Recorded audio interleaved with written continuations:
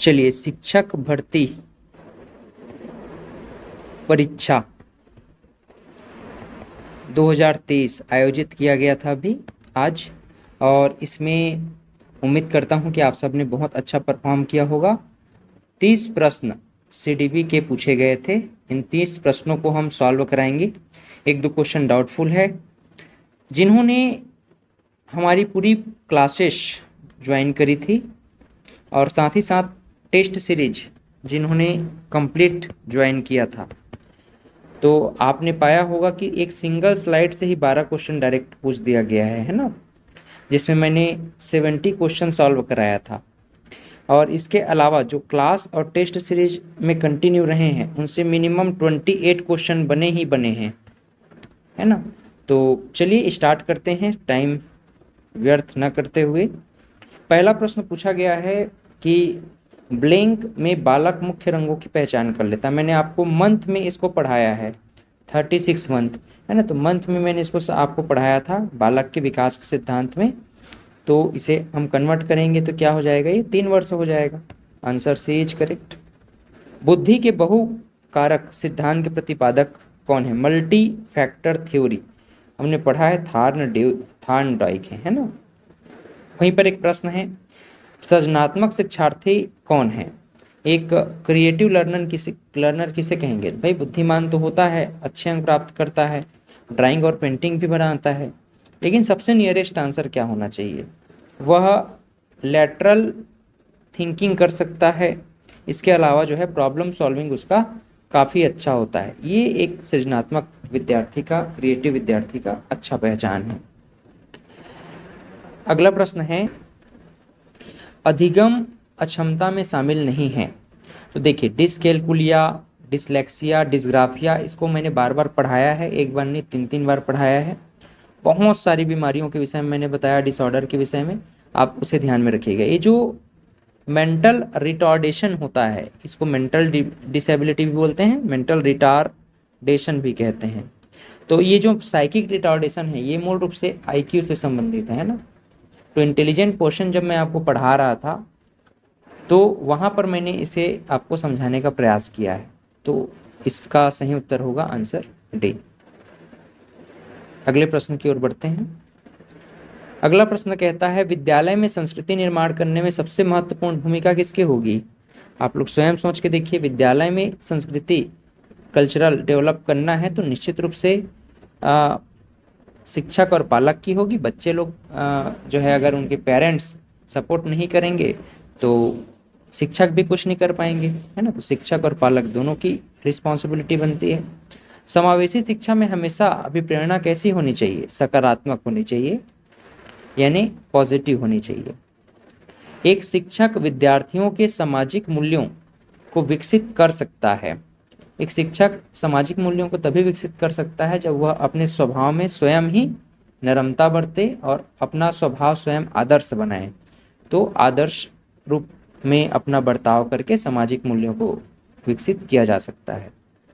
समावेशी शिक्षा के द्वारा क्या दूर की जा सकती है? भाई भेदभाव दूर की जा सकती है और अस्पृश्यता भी दूर की जा सकती है। तो आप चाहें तो इस पर आप क्या लगा सकते हो?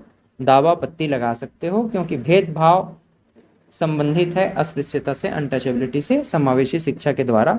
लेकिन सर्वाधिक नियरेस्ट आंसर अगर पूछा जाए तो भेदभाव होगा। डिस्क्रिमिनेशन को दूर किया जाता है। विविध आवश्यकता वाले बच्चे और सामान्य बच्चे, प्रतिभाशील गिफ्टेड चाइल्ड, इन सब के बीच में जो डिस्क्रिमिनेशन होता है उसे दूर किया जाता है। और अनटचेबिलिटी तो बाय डिफॉल्ट होता ही है। तो ये क्वेश्चन में भेदभाव इसका सही उत्तर होगा। अगला प्रश्न है, सृजनशीलता के लिए पोषण के लिए, सृजनशीलता के पोषण के लिए अध्यापक में निम्न में से कौन सी विधि अपनानी चाहिए? इसको मैंने एकदम डायरेक्ट क्वेश्चन आपको पढ़ाया था, आप याद करिए। मैंने आपको पढ़ाया था क्लास में, स्पेशली समावेशी शिक्षा के बाद, है ना, अभिप्रेरणा, और अभिप्रेरणा के बाद विशेष आवश्यकता वाले बच्चे, gifted child, under privileged child, वंचित बच्चे, और इसके अलावा पिछड़ा बच्चा, है ना, बैकवर्ड चाइल्ड। तो वहाँ पर मैंने आपको गिफ्टेड चाइल्ड के संदर्भ में इसको समझाने का प्रयास किया था कि सृजनशीलता के लिए अध्यापक को ब्रेन स्टॉर्मिंग करना चाहिए, विचार मंथन पर जोर देना चाहिए। अगला प्रश्न है, बच्चों में सीखने और सुनने के लिए अधिगम का कौन सा माहौल सही होता है? तो कौन सा माहौल सही होना चाहिए बताइए? शिक्षार्थियों को क्या करो, एक ऐसा इन्वायरमेंट क्रिएट करके दो जहां पर वो जो है स्वयं से कुछ सीख सकें, क्रिएटिव कर सकें। तो शिक्षार्थियों को यह छूट देना चाहिए कि वह स्वयं से कुछ नई चीजें सीख सकें। पहला ऑप्शन सही होगा। बच्चों का किस प्रकार का विकास विद्यालय और शिक्षक द्वारा प्रभावित होता है? तो भाई विद्यालय और शिक्षक के द्वारा सामाजिक, मानसिक और संवेगात्मक तीनों विकास होता है। इस नाम से आंसर डी इज करेक्ट। एक बच्चे की बुद्धि लब्धि 90 से 100 के बीच में है तो वह बच्चा क्या होगा? मैंने आपको एक चार्ट बताया था, चार्ट आप लोग क्लास में देखना। इस चार्ट में मैंने आपको बताया था कि प्रतिभाशील बच्चा 140 से एबव, उसके बाद फिर अति उत्कृष्ट बच्चा, फिर उत्कृष्ट बच्चा, फिर औसत बच्चा या सामान्य बुद्धि का बच्चा। ये 90 से 115 के बीच में होता है, ऐसा मैंने बताया था, है ना। तो डायरेक्ट क्वेश्चन है ये भी। सामान्य बुद्धि 90 से 110 के बीच में आईक्यू होगा। ये तो हमने सबसे शुरू में पढ़ा था। और मैं आपको एक चीज ट्रिक बताया था, ये वृद्धि शब्द को ध्यान में रखना करके, ग्रोथ शब्द। और जब भी ग्रोथ शब्द आया तो आंख मूंद करके इसको विकासी विधि ले लेना, ठीक है। और विकासी विधि की जगह अगर शारीरिक विधि दिया रहेगा, शारीरिक विकास, तो शारीरिक विकास ले लेना। और शारीरिक विकास नहीं होगा तो ये डेवलपमेंट मेथड के अंतर्गत ही इसको काउंट करना है। क्लियर? समावेशी शिक्षा की प्रमुख समस्याओं का कारण क्या है? भाई प्रमुख कारण पाठ्यक्रम नहीं है, सामाजिक मनोवृत्ति नहीं है, बल्कि शिक्षक में शिक्षण कौशल की कमी है। इसी नाम से तो स्पेशल बीएड और स्पेशल डीएड वाले जो टीचर हैं, विशेष प्रशिक्षण प्राप्त टीचर, उनकी आवश्यकता होती है समावेशी शिक्षा के लिए, है कि नहीं। यहाँ पर एक प्रश्न है, ये भी अपने आप में एक डाउटफुल क्वेश्चन है, क्योंकि यहाँ पर जितने भी मनोवैज्ञानिक दिए हैं सब ने कहीं ना कहीं चूहों पर भी अपना प्रैक्टिकल किया है। लेकिन प्रश्न ये उठता है कि भाई वंशानुक्रम हेरिडिटी संबंधित चूहों पर किसने प्रयोग किया? शुरुआत किसने किया होगा? बहुत सारे जानवरों पर किया गया, लेकिन मैकडूगल साहब हैं जिन्होंने इस प्रकार का प्रयोग शुरुआती में 18वीं शताब्दी में किया।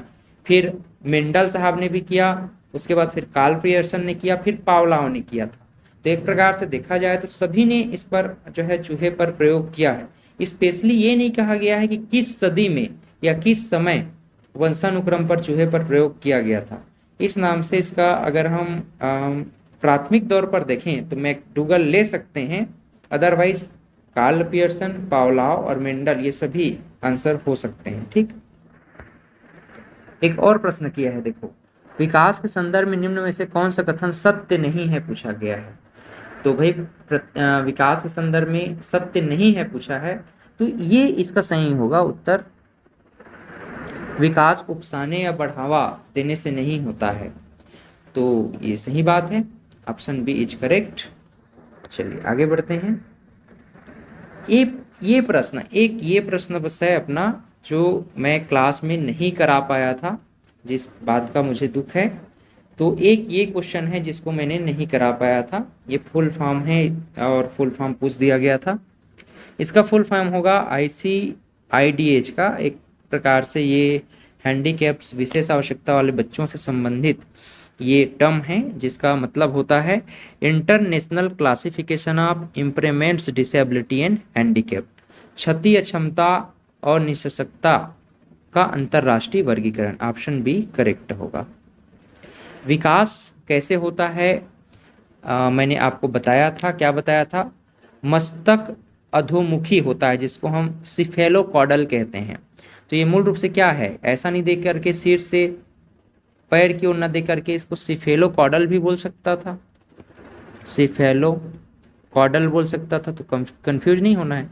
एक विकास कैसा होता है? एक विकास जो है केंद्र से परिधि की ओर होता है ना, केंद्र से परिधि की ओर। इसे हम क्या बोलते हैं? प्रॉक्सी डिस्टल डेवलपमेंट कहते हैं, प्रॉक्सी डिस्टल डेवलपमेंट कहते हैं।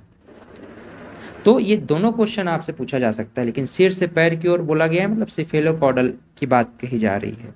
अगला प्रश्न, खाली स्थान से मानसिक विकास का संबंध नहीं है। अब किसका मानसिक विकास से संबंध नहीं होगा? तर्क, निर्णय, स्मृति, अवबोध, ये सब तो संवेगात्मक विकास है या फिर इसको संज्ञानात्मक विकास के अंतर्गत हम मानते हैं, संज्ञानात्मक या बौद्धिक, ये जो है ना फिजिकल डेवलपमेंट के अंतर्गत है, तो ऑप्शन ए जो है नहीं होगा। अगला प्रश्न देखिए, राष्ट्रीय पाठ्यचर्या 2005 की रूपरेखा कौन सी दृष्टि से सहमत नहीं है? तो इसमें सही उत्तर क्या है? शिक्षक को ही केवल केंद्र बिंदु मान के रखना, ये जो है सहमत नहीं है इस बात पर। खाली स्थान के कारण प्रतिभाशीलता बढ़ती है, टैलेंट इज ड्यू टू, ये तीनों बातें इसमें आएंगी आने को, तो मनोसामाजिक कारक और अनुवांशिकी कारक, लेकिन इसमें ऑप्शन नहीं दिया है ऐसा, ऑप्शन ये दिया है कि अनुवांशिक और वातावरण, ऑप्शन सी बी को, क्योंकि अनुवांशिकता तो बिल्कुल सही है, मनोसामाजिक भी सही है, लेकिन ये दोनों का ऑप्शन ए और बी ना दे करके बी और सी दिया है, लेकिन हमको अनुवांशिकता तो डेफिनेटली लेना है, इसी नाम से हम क्या लेंगे? ऑप्शन बी और सी। लेकिन अगर ए और बी दिया रहता तो बी और सी ना लेकर के ए और बी लेना ज़्यादा सार्थक उत्तर होता। समावेशी शिक्षा में खाली स्थान की भूमिका महत्वपूर्ण होती है, तो यहाँ पर अतिथि शिक्षक, कला शिक्षक, खेलकूद, ये सब कुछ दिया हुआ है। इसका सही उत्तर क्या होगा? संसाधन शिक्षक। ठीक है, ये जो है विशेष आवश्यकता वाले बच्चों की विशेष समझ रखता है, काउंसलर के रूप में काम करता है, आप कह सकते हो। भारत में बाल विकास का प्रारंभ कब हुआ भी? 1930 से हुआ। और आउट ऑफ द बॉक्स चिंतन, ये किससे संबंधित है? इससे हम लोगों ने पढ़ा है। आउट ऑफ द बॉक्स जो चिंतन प्रक्रिया है, मूल रूप से पियाजे के सिद्धांत में भी पढ़ा, कोलबर्ग के सिद्धांत में भी इसको हम लोगों ने देखने का प्रयास किया था। ये जो है हर एक बच्चा जो है डिफरेंट थिंकिंग रखता है ना, इसी नाम से इसको हम अपसारी चिंतन कह देते हैं, डाइवर्जेंट थिंकिंग कह देते हैं। वाइगोस्की के इसको डायरेक्ट उठा के कॉपी पेस्ट टाइप का है ना, इसको भी आप लोग देख लेना क्वेश्चन। अब मैं इस अपना उसमें नहीं बोल रहा हूँ कि हम जो पढ़ाए हैं डायरेक्ट कॉपी पेस्ट कहना तो उचित नहीं है, लेकिन अब जो है सो है, डायरेक्ट इस क्वेश्चन जो है सीधा सीधा पूछा गया है इस प्रश्न को, है ना। आप इसको देख सकते हैं, जो हमने क्लास में डिस्कस किया था।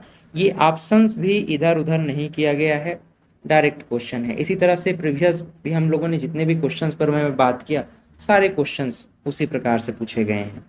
वाइगोस्की ने कहा था कि भाई सामाजिक अंतःक्रिया होती है, सोशल इंटरेक्शन होता है, और यही बाल विकास का मुख्य वजह बनता है ना। अगला प्रश्न है, समावेशी शिक्षा में क्या शामिल है? तो हम जानते हैं समावेशी शिक्षा में शारीरिक, मानसिक और सामाजिक विकास को बाधित जो बच्चे हैं इनके डेवलपमेंट के लिए काम किया जाता है, तो उपरोक्त सभी होगा। गिलफोर्ड ने अभिसारी चिंतन पद का प्रयोग किस समान अर्थ में किया था? इसका सही उत्तर होगा सृजनात्मकता, क्रिएटिविटी के लिए इन्होंने बहुत ज्यादा फोकस किया। डिसलेक्सिया पढ़ने की अक्षमता, तो उससे संबंधित एलेक्सिया भी है, मूल रूप से ये पढ़ने की क्षमता को ही दर्शाता है। एक क्वेश्चन इसको मैंने नहीं बता पाया था, तो दो क्वेश्चन है जो मैं आपको नहीं बता पाया हूँ, एक तो ICIDH को और एक क्वेश्चन है NVLD, क्योंकि ये विविध है। मैंने आपको बोला भी था कि 25 क्वेश्चन ऐसे रहेंगे जो डायरेक्ट पूछे जाएंगे और 28 क्वेश्चन पूछा गया है। तो एक दो क्वेश्चन होते हैं जो वास्तव में मिसलिनियस होते हैं, है ना। तो जैसे NVLD के संदर्भ में हम बात करें तो नॉन वर्बल लर्निंग डिसेबिलिटी, ये इसका सही उत्तर है, पहला ऑप्शन। लास्ट क्वेश्चन है, आपके कक्षा में कुछ छात्र अति मेधावी है, उन्हें आप कैसे पढ़ाएंगे? एक ही कक्षा में पढ़ाएंगे क्या? उच्च कक्षा के साथ प्रमोशन कर देंगे? ऐसा नहीं है, जब चाहे तब पढ़ाएंगे नहीं भाई। उनके लिए आप क्या करो, समृद्धकरण एक कार्यक्रम के साथ उनको पढ़ाइए थ्रू इनरिच प्रोग्राम। क्लियर? तो इस तरह से लगभग 28 क्वेश्चंस हम लोगों ने कवर किया है, और इसी तरह से हम आगे भी पढ़ाई कर रहे हैं और पढ़ाई करते रहेंगे। आप लोग ध्यान में रखना, आप IAS ट्यूटोरियल का एप्लीकेशन डाउनलोड करके रख लीजिए, और इसके अलावा अभी कंप्यूटर की क्लासेस जो है चल रही है। कंप्यूटर की क्लासेस आने वाले जितने भी व्यापम के एग्जाम है उसके लिए इम्पोर्टेंट है, और उसमें भी आप मान के चलिए अगर 50 क्वेश्चन पूछता है तो 50 में आपका 45 प्लस क्वेश्चन डायरेक्ट पूछे जाएंगे। इस नाम से जो फ्री लाइव क्लासेस है उसे आप लोग जरूर ज्वाइन करें, रोज रात 9 बजे आपको फ्री लाइव क्लासेस उपलब्ध हो जाती है। IAS tutorial, IAS tutorial official Bilaspur के नाम से चैनल है। चैनल में जाकर के आप इसको सर्च कीजिए, ज्वाइन कीजिए रोज क्लासेस, और एप्लीकेशन भी ज़रूर ज़रूर डाउनलोड कर लें। ठीक, थैंक यू वेरी मच। मिलते हैं फिर से सहायक शिक्षक के क्वेश्चंस के साथ। Thank you very much.